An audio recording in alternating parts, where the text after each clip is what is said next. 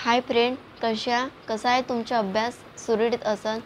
तर 24 तारीखला टेटची एक्झाम होणार आहे. आता समोर बी जाऊ शकते, पण त्याची डेट काही आलेली नाही. पण आपल्याला असे गृहीत पकडायचं आहे की टेटची एक्झाम आता 24 तारीखलाच होणार आहे. आणि जर आपल्याला पेपरामध्ये जास्त टिकून राहायचं असेल तर मग मॅथची प्रॅक्टिस करणे खूप गरजेचे आहे. तर मॅथची प्रॅक्टिस करण्यासाठी आपल्याला इजी जे टॉपिक येतात, समीकरणे आहे, घड्याळवर आहे, अजून कॅलेंडर आहे, कॅलेंडरवर जे टॉपिक आहे, जे टॉपिक आपल्याला इझी येतात ना, म्हणजे इझी वाटते ते आधी सॉल्व करा. आणि जो हार्ड वाटते त्याला थोडंसं जास्त वेटेज द्या, म्हणजे जास्त वेळ द्या. कारण की कसं असते, आपण इझी टॉपिकवर जास्त प्रॅक्टिस करू आणि हार्ड टॉपिक जर सोडून दिलं तर कसं असते, तो सुद्धा चालला जातो. तर म्हणजे आपल्याला काय करायचे आहे, एका दिवसामध्ये जर 2-3 तास आपल्याला जर मॅथची प्रॅक्टिस करायची आहे, तर आपल्याला जास्तीत जास्त इझी टॉपिक आहे त्याला जास्त प्रश्न प्रॅक्टिस सॉल्व करायची प्रयत्न करायचे आहे. आणि जे हार्ड आहे त्याला अर्धा तास बी आपल्याला दिलं तर त्याच्याकडे बी वेळ दिलं तरी तो सुद्धा कव्हर होते. आणि इझी टॉपिकसुद्धा कव्हर होते. म्हणजे जेणेकरून पेपरामध्ये जर हार्ड आला तर जर आपल्याला त्याचे कन्सेप्ट समजून आले, आणि जर हार्ड एकदम खूप वाटत आहे त्याला जर लवकरात लवकर जर सॉल्व करायचे प्रयत्न करायचा. जर पेपरामध्ये जर त्याचे उत्तरच जर येत नसेल तर त्याला सोडून द्यायचं आणि दुसऱ्या प्रश्नाकडे आपल्याला लक्ष द्यायचं आहे. अशा पद्धतीने आपल्याला म्हणजे आपल्याला सोडण्याची सुद्धा हॅबिट पाहिजे. कसं असते, आपण जर हार्ड प्रश्नाकडे आपण वेळ दिलं आणि इझी जर प्रश्न आपल्या हातात आहे ना, आपण हार्डकडेच आपण सॉल्व करण्याचे प्रयत्न करत आहोत, तर कसं आहे, तो वेळ चालला जातो आणि जो इझी प्रश्न आहेत ते निघून जातात आणि वेळसुद्धा आपला चालला जातो. तर अशा पुष्कळाकडून होते, माझ्याकडून बी होत गेलेलं आहे. तर आपल्याला कसं आहे, जो हार्ड वाटते ना तो सोडून द्यायचं. मग जर वेळ आपल्याकडे आहे तर नंतर आपण ते शेवटीला प्रयत्न करायचा सॉल्व करायचं. तर बघा, मॅथ्समध्ये कोणते कोणते टॉपिक कडे आपल्याला फोकस करायचे आहे, जास्तीत जास्त कवर कोणते टॉपिक होऊ शकतात. तर बघा, असमानता म्हणजे इक्विलिटी आहे, सेकंड आहे समीकरणाकडे लक्ष द्यायचं आहे. सरळ व्याज हा थोडासा हार्ड वाटतो कोणाकोणा व्यक्तीला. सरळ व्याज आपण जर अर्धा तास जर सरळ व्याजला दिलं आणि त्याची जास्तीत जास्त प्रॅक्टिस केलं तर सरळ व्याज इझीच होते. कारण की आपण पहिलीपासून तर म्हणजे 5वीपासून तर 10वीपर्यंत तर आपला सरळ व्याज तर झालेलाच आहे. तर सरळ व्याज तर जर आपल्याकडे जर कोणाला जर हार्ड वाटत असेल सरळ व्याज, कंपाऊंड इंटरेस्टसुद्धा सरळ व्याजचेच प्रकार आहे. जर आपण सरळ व्याज आला तर चक्रवाढसुद्धा होत असते, म्हणजे कंपाऊंड इंटरेस्ट होत असते. आणि पदावलीसुद्धा करायची, म्हणजे सिम्प्लिफिकेशन करायची आहे. बोट अँड स्टीमसुद्धा आपल्याला इझी लेवलवर बघायची आहे. हार्डवर जर आपण इतकं बघितलं नाही तर चालते. आणि ॲप्रॉक्सिमेशनसुद्धा इझीच आहेत. आणि मग टाईमवर म्हणजे काळकाम वेळ वर बी म्हणजे आपल्याला लक्ष द्यायचं आहे. ब्लर कॅलेंडरसुद्धा आपल्याला इझी जातो. सिलोलिझम म्हणजे तर्क व अनुमान हा आपल्याला सुद्धा करायचे आहे. पाईप आणि नळ आणि टाकीसुद्धा हा इझी आहे. नळ आणि टाकीसुद्धा करायचं आहे आपल्याला. रेल्वेवर थोडासा हार्ड जाते कोणाकोणा व्यक्तीचा.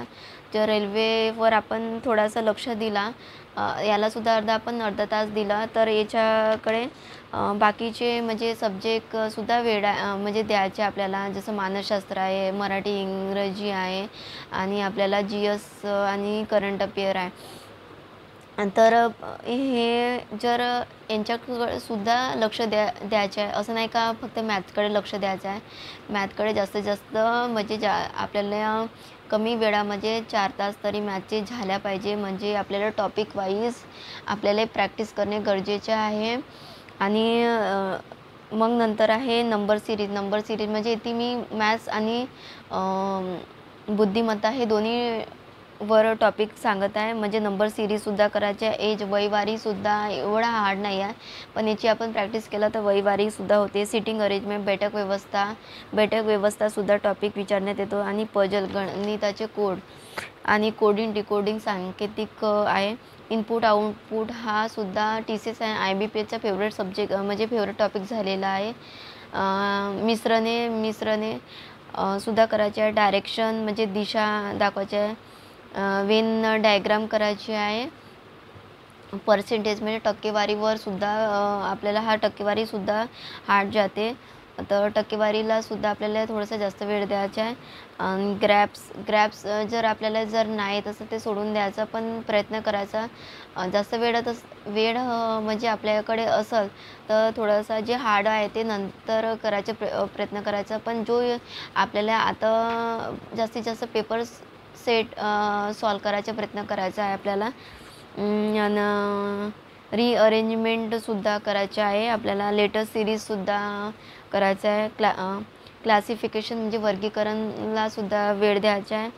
आणि इतके आपण जर केलं तर खूप बेस्ट आहे. म्हणजे आपल्याला बघा तरी इथं किती टॉपिक विचारण्यात आले आहेत. येथे 32 टॉपिक आहे. म्हणजे आपल्याला कोणते मॅथ्स आणि बुद्धिमत्ता येथून मी 32 तुम्हाला टॉपिक सांगितले आहे. 32 टॉपिकमधून आपल्याला जे 15 या 20 टॉपिक जर आपण परफेक्ट जर केलं ना तर आपल्याला बेस्ट आहे. आणि असे परफेक्ट करायचे आहे. 32मधून आपल्याला 15 परफेक्ट करायचं आहे, जेणेकरून ते परफेक्ट आले आपल्याला तर आपले मार्क्स कवर होऊन जातील.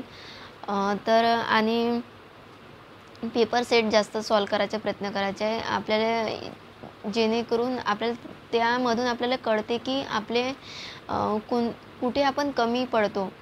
त्यासाठी आपल्याला आणि PYQमध्ये आपल्याला जर PYQ आपण जर म्हणजे टेस्ट सॉल्व केलं तर आपल्याला आपले कमीपणा जाणवतात आणि त्यानुसार आपण आपली कमीपणामुळे आपण जास्तीत जास्त अभ्यास करू शकतो. आता जास्त अभ्यास करायचा नाही, पेपर सॉल्व करायचे आहे. आणि जे कोणते जे आपण पेपर सॉल्व केल्यानंतर आपले कमीपणा म्हणजे आपल्याला काय नाही त्यावर जास्त फोकस द्यायचा आहे, म्हणजे त्यावर आपल्याला लक्ष देऊन अभ्यास करायचा आहे.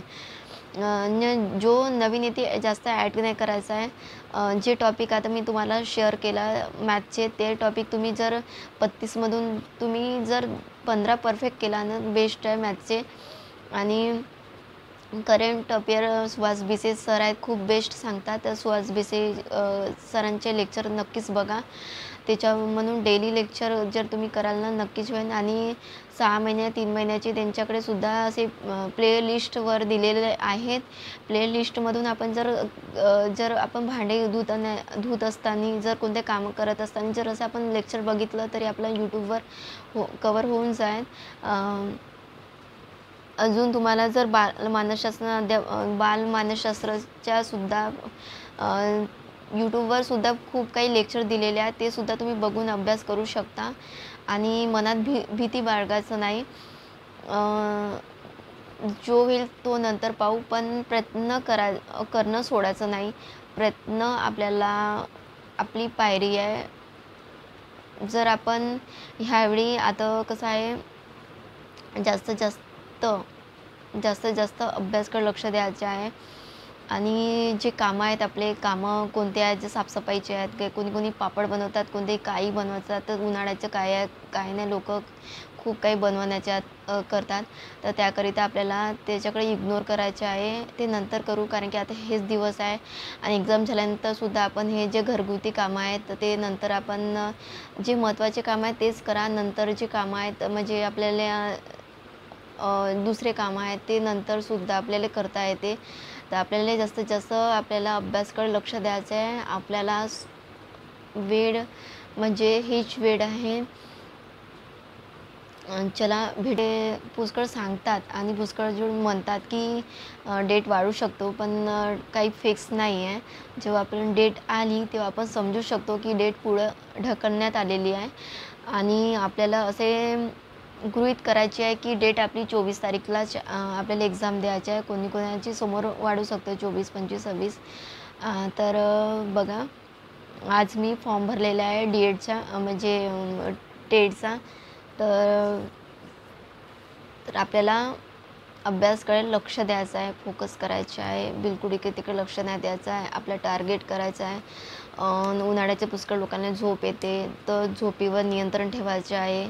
आता आपल्याला समजायचं आहे की आपण कोणत्यातरी जॉबवर लागलेले आहे आणि आपल्याला त्याच्यामध्ये खूप ठाम, सक्सेसफुल, व्यवस्थितपणे आपल्याला असं करायचं आहे की माझी जी जबाबदारी आहे ती पूर्ण करायची आहे आणि हेच माझी जबाबदारी आहे. आपण झोपण्याकडे वेळ दिलं तर आपली कसं आहे, वेळ चालली जाणार आणि हे जे आपल्याकडे अभ्यास करायचा. चला भेटूया नेक्स्ट व्हिडिओच्या सोबत. खूप वेळ म्हणजे खूप तुम्हाला वाटत असेल की हे ताई खूप सांगत आहे. असं नाही, मला असं वाटते माझ्यामुळे कोणत्या ताईचा फायदा होत असेल तर हेच माझे मोटिवेशन व्हिडिओ बनवायचा हे आहे आणि उद्देश आहे. आणि मी तुम्हाला जे टॉपिक सांगितली, जर मी 32 टॉपिक सांगितले आणि 32मधून जर आपण 15 परफेक्ट जर केलं ना, तर खरंच आपल्याला आपले मार्क्स कव्हर होऊ शकते.